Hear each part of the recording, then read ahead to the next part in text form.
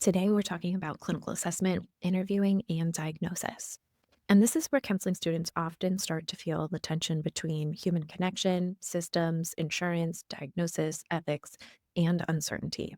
Because clinical assessment is not just do they meet criteria or not, it's what's happening here, why now, what does this mean in the person's life, what helps, what harms, and what are we missing? And a diagnosis may describe part of somebody's experience, but it should never become the entirety of who they are or how we see them. So think of diagnosis like a map. Maps can help orient us, they can help us identify patterns and possible routes forward. But maps are simplified versions of reality. A diagnosis might help explain symptom patterns, treatment approaches, or level of care. But people are always bigger than their diagnosis. For example, two people can both meet criteria for major depressive disorder and have completely different lived experiences. One person may be grieving, another might be traumatized, even another might be burned out and isolated, and another might be in chronic pain. Same diagnosis, different human experiences. Clinical assessment is not a one-time event. Sometimes we see the intake session as our job, it's just to collect all the information and solve the case. But real counseling rarely works that way. Clients reveal information over time, trust develops gradually, symptoms shift, context changes, so assessment needs to be ongoing. A counselor might realize 3 sessions later or 3 months later that the original conceptualization was incomplete. And that's very normal. Good counselors stay flexible instead of becoming overly attached to being right. So the intake interview is usually the first structured clinical interaction between counselor and client. And I know you really want me to answer your questions of what questions should I ask? But the real skill is in learning how to gather information while still sounding like a human being. Because an intake should not feel like a police interrogation or a job interview or somebody reading from a checklist. The client is assessing you too. They're wondering, am I safe here? Will this person judge me? Can I trust them? And do they actually see me? Rapport is not separate from assessment. Rapport improves assessment accuracy. So there's different styles of clinical interviewing. An unstructured interview is more conversational and flexible. A structured interview follows standardized questions in a very specific order. Semi-structured interviews fall somewhere in the middle. Most counselors in clinical settings use some combination of these approaches. So think about the difference between a late-night conversation with a trusted friend versus airport security asking questions. Both gather information, but they feel very different emotionally. Clinical interviewing works similarly. So clinical interviewing is not just about collecting facts. And I think a useful metaphor here is the iceberg. What the client says directly is often just the visible tip above water. Things like, I'm stressed, I'm fine, I don't know, I'm just tired. That's the surface layer. But underneath the surface, counselors are also listening for the much larger emotional structure beneath those statements, like attachment dynamics, shame, fear, coping patterns, avoidance, resilience, emotional themes, deflections, contradictions, nervous system activation, and relational patterns. So, for example, a client may verbally say, I'm fine, but below the surface, they haven't slept in days, their hands are shaking, they're avoiding eye contact, they apologize constantly, and they quietly describe overwhelming hopelessness. The words themselves matter, I'm fine, but counselors are also paying attention to pacing, tone, body language, emotional intensity, incongruence, and what seems difficult to say. Sometimes the most clinically important information is not the literal content. It's the gap between what is being said and what is being communicated. Good clinical interviewing is partly about learning how to hear beneath the surface without jumping to conclusions too quickly. Because sometimes clients are not hiding things intentionally. Sometimes they genuinely do not have the language for what they are experiencing underneath the waterline. So the mental status exam, or MSE, is basically a structured way of organizing observations about a client's current presentation. And you don't have to panic or think that this sounds extremely medical when doing this. Most of this is just going to come from careful observation of your client. So you're noticing appearance, speech, mood, cognition, thought process, and behavior. And the mental status exam is less about memorizing fancy wording and more about learning how to observe intentionally. One of the most common mistakes in the mental status exam reading is confusing mood and affect. Mood is what the client tells you internally. Examples might be like, I feel anxious, I feel numb, I'm depressed. Affect is what you observe externally. So, for example, they're tearful, or they're flat, or constricted, or reactive. Think of mood as a weather report that the client gives you.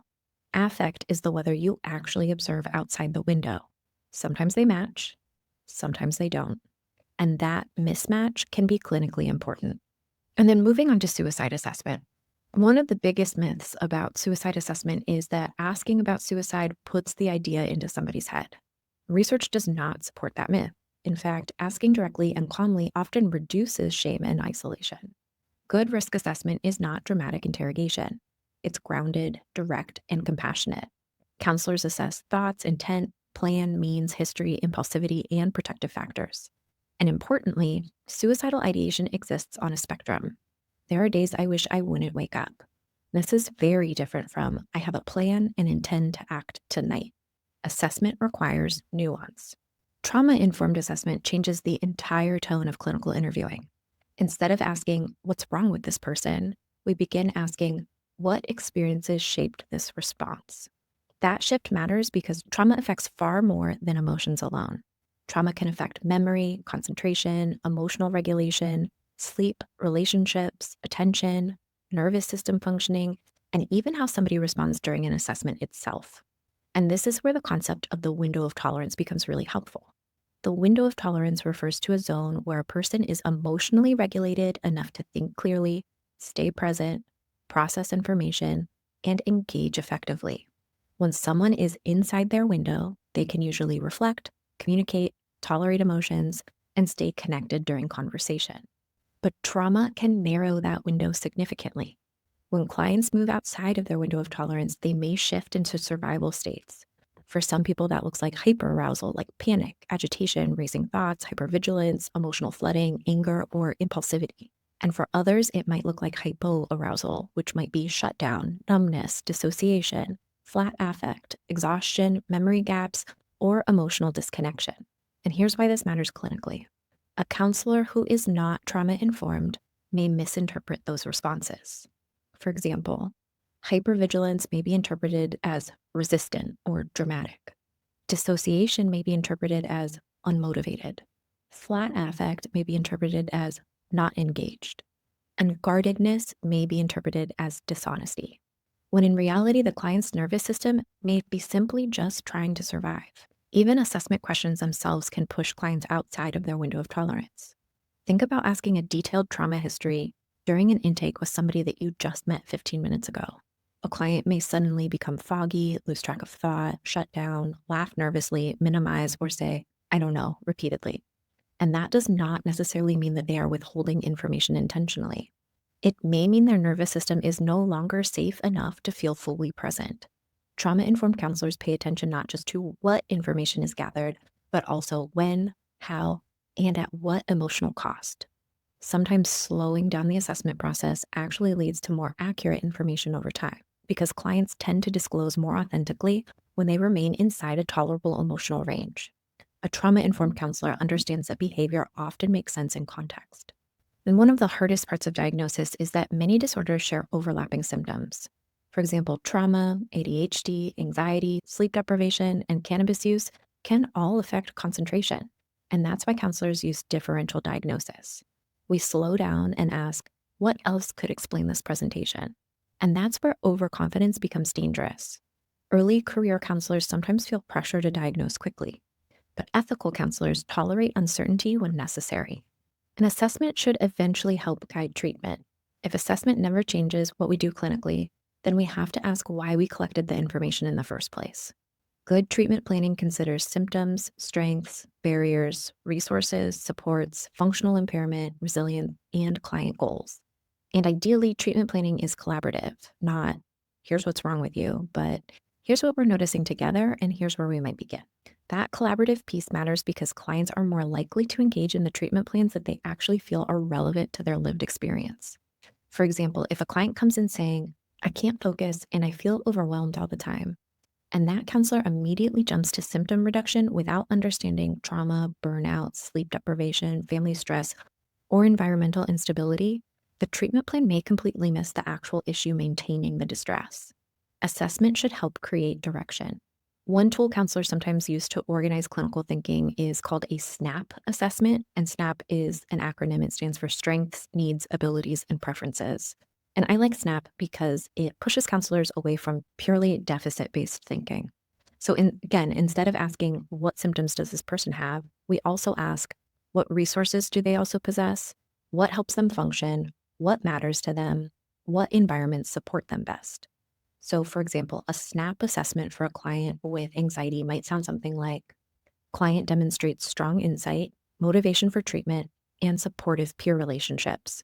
Client reports significant anxiety symptoms, sleep disruption, and avoidance behaviors impacting academic functioning. Client demonstrates ability to engage in reflective discussion and utilizes creative outlets for emotional regulation. Client prefers collaborative, conversational interventions and reports discomfort with highly structured confrontation based approaches. Notice how that sounds different from simply client has anxiety. The SNAP approach gives us a more usable clinical picture. And importantly, it directly informs treatment planning. Because if we know that the client benefits from creativity, struggles with emotional overwhelm, has strong insight, and prefers collaborative work, then treatment planning might include grounding skills, emotional regulation work, expressive interventions, psychoeducation, and relationally paced trauma processing. Assessment becomes useful because it shapes the actual direction of counseling. Otherwise, assessment risks becoming paperwork instead of clinical care. So let's end with a super short case example. I promise it'll be short. Maya is 24 and presents with panic attacks, emotional dysregulation, poor concentration, disrupted sleep, increased alcohol use, and significant distress after a recent breakup. She also discloses a history of childhood trauma. Now, if we only focus on the most visible symptoms, there are several diagnoses somebody might quickly jump towards. We've got panic disorder, generalized anxiety disorder, major depressive disorder, ADHD, bipolar, PTSD, maybe even adjustment disorder, or maybe even a borderline personality disorder, depending on how the emotional dysregulation is interpreted. And this is, again, where assessment becomes both helpful and dangerous, because different assessment tools might point us out in very different directions depending on what we ask, what context we understand, and how thoughtfully we interpret the results. So, for example, if we primarily used a depression inventory, a generalized anxiety screener, and symptom checklists, we might conclude Maya is experiencing anxiety and depressive symptoms. But if we added a trauma assessment, a dissociation screener, attachment-focused interviewing, substance use screening, and sleep assessments, suddenly the picture may shift drastically. Maybe Maya's poor concentration isn't ADHD at all. Maybe it's hypervigilance or trauma-related dissociation, emotional exhaustion, or chronic sleep disruption. And maybe the panic attacks are less about panic disorder and more connected to abandonment fears, relational instability, or trauma activation following the breakup. And maybe the increased alcohol use is self-medication, emotional numbing, a way to deflect, or an attempt to regulate overwhelming nervous system activation. Now imagine we administered different assessments. A trauma inventory might reveal intrusive memories, hypervigilance, avoidance, emotional flooding, and trauma triggers tied to relationships. An ADHD screener alone might show distractibility, impulsivity, and difficulty concentrating, which could mistakenly reinforce an ADHD diagnosis without understanding the trauma context. A mood disorder questionnaire might show emotional intensity, sleep disruption, racing thoughts, impulsive behavior, which could raise questions about bipolar spectrum disorders. But once we further explore clinically, we might discover mood swings are actually trauma responses, attachment activation, alcohol-related dysregulation, or nervous system instability rather than episodic mania. And importantly, none of these assessments interpret themselves. That's why counselors have to avoid the trap of one elevated score equals one diagnosis. Assessment is more like assembling a puzzle than finding a single correct answer immediately. And it's the counselor's job to gather information, notice patterns, rule things in and out, understand context, and remain open to revising the conceptualization over time. Because diagnosis is rarely about identifying one symptom in isolation. Clinical assessment is about understanding the full picture of the person sitting in front of you.